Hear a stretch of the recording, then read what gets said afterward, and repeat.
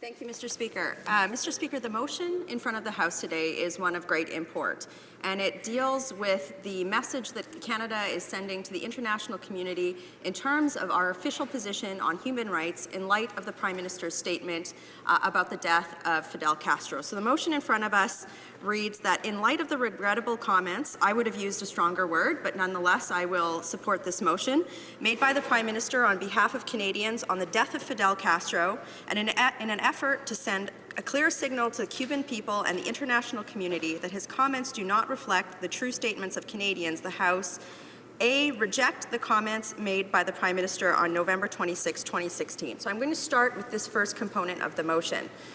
My colleagues in the NDP and the Liberals, a couple of their parliamentary secretaries as well, applauded when the suggestion was made that this was a waste of time.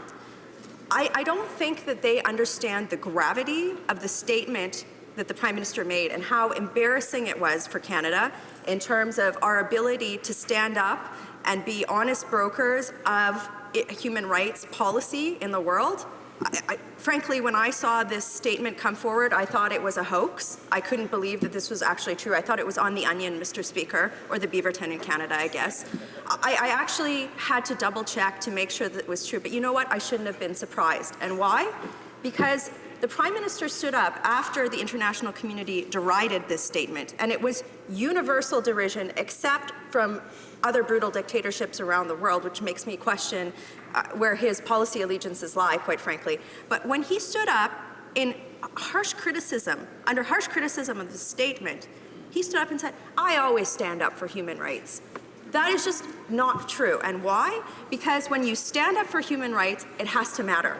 That statement that he made, the whitewashing of Fidel Castro's record in his country, is an exact opposite of standing up for human rights. And not even a whitewashing of it, a complete celebration of the man as a person, which is embarrassing. Moreover, this Prime Minister has had several chances to stand up for human rights in this place and has not done so. He's not done so.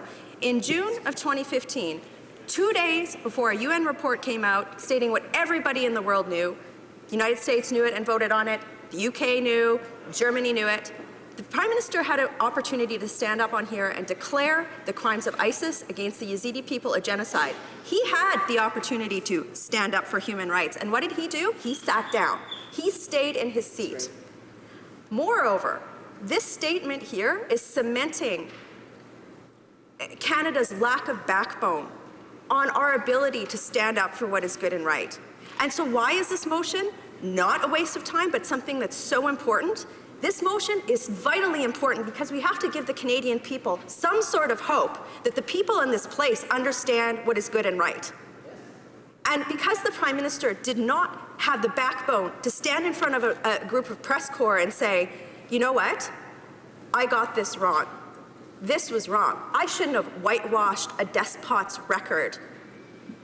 We have to have this vote in the House of Commons because the world not only laughs at us, the world is raising their eyebrows and going, what role is Canada doing? So that is why every member of this House, especially the Liberal Party, especially those who espouse to stand up for human rights for groups of minorities in Canada, especially those people need to stand up and support this motion because they need to send their Prime Minister a message. They need to say, hey, when I woke up on that morning and I also thought that your statement was wrong and I thought it was a hoax, I'm sending a message to you. And if they don't do that, if the Liberal caucus can't stand up and say, celebrating a brutal dictator's record in a formal statement from the Government of Canada is wrong, then they're doing a disservice to every one of their constituents of every political stripe, and moreover, they are sending a very dangerous message to the international community about what Canada is about. And that is wrong.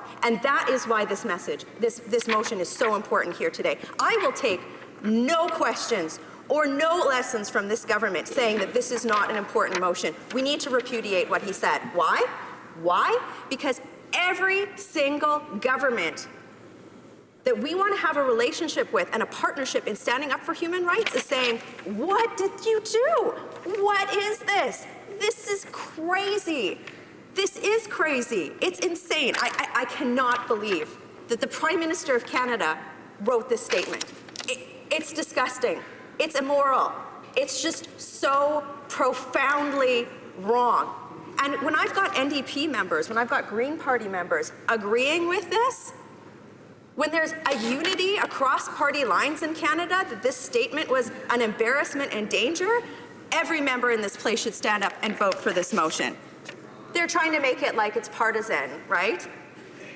But this is what's right. This motion is what's right, and this is what Canada should stand for. The second component of the motion: recognize the past atrocity and repression borne by the Cuban people under the rule of Fidel Castro, including his long and oppressive regime of imprisoning critics and reported beatings during arrest, restrictions on freedom of expression, associations of assembly, the suffering and restrictions placed on press, minorities, the democratic process, including the LGBT community. So that's partisan, Mr. Speaker. No, that's fact.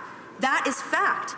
That is what the Prime Minister forgot to mention conveniently in his wonderful celebrative statement of Fidel Castro. It's that component of this motion. So every person in this place is going to have the opportunity to stand up and say, I recognize this happened. And if we don't recognize that something happened when it comes to human rights, if we try to whitewash it or forget it, that's when atrocities happen. That's when we forget who we are and what policies we should be putting forward or who we should be fighting for. I could go on and on. My colleagues have spent a lot of time here today talking about the abysmal isn't a strong enough word, disgusting and inhuman record of Fidel Castro when it comes to human rights in his country. I could talk about imprisoning members of the LGBTI community, the complete lack of free speech, the oppression of his people with just complete, utter, abject failure of their economy. I could go on and on and on. Why is this motion important? Because in this place, we're recognizing that those things happened. We're not turning our back on it or forgetting it as a country that purports to stand up for human rights. So if this Prime Minister wants to say, I always stand up for human rights, then stand up for this motion and admit this happened. The third component of the motion: express its hope and full support for the people of Cuba that they might now be able to see the freedom and a commitment to democracy, human rights, the rule of law in order to ensure a brighter and better future for the Cuban people. So I had a parliamentary secretary sat up before here and say, oh, well, why is this, why would we be doing this instead of talking about the future of the Cuban people? This motion is all about the future of the Cuban people. I want them to be ruled under a free democracy, freedom of expression, lack of complete rejection of the things that have been happening under this former military dictator's rule. I want to see the Cuban people free and prosperous. The people that were celebrating on the streets in Florida after he died, they're doing that for a reason, Mr. Speaker. And in Canada, we should be standing up and recognizing it, not issuing a shameful, embarrassing statement that celebrates the rule of a dictator and completely whitewashes his record. Over time and time again, if you hear from groups of people around the world who have suffered genocide, who have suffered human rights atrocities, what will they tell you? They will say, always remember. We must remember. This weekend, we remembered the Holodomor. In this House of Commons, we voted to recognize the Yazidi genocide. Why? Because we must remember. And when the Prime Minister of a G7 country stands up and completely not only forgets to mention an abysmal human rights record and the death of thousands, and then says that this is a waste of time, has his parliamentary secretaries applaud when it's suggested that correcting that grave mistake is a waste of time. It's shameful, it's embarrassing, and I hope every Canadian watches this vote next week and watches the members opposite stand up and not remember. We need to remember what happened there so it doesn't happen again, Mr. Speaker. There are people across the aisles that have worked with me and implored their caucus to stand up for motions around genocide and to stand up, even if it means standing up alone when something is right. This is not a partisan motion. This is what the entire world is thinking. And if this government will not stand up and vote for it, then they stand against the world. Questions and comments. The honourable member for Gatineau. Merci, Monsieur le Président, et merci à ma collègue pour son discours et l'avant-goût de la rhétorique républicaine surchauffée des 50 dernières années. Elle parle d'épine dorsale. Je vais vous dire c'est quoi de l'épine dorsale.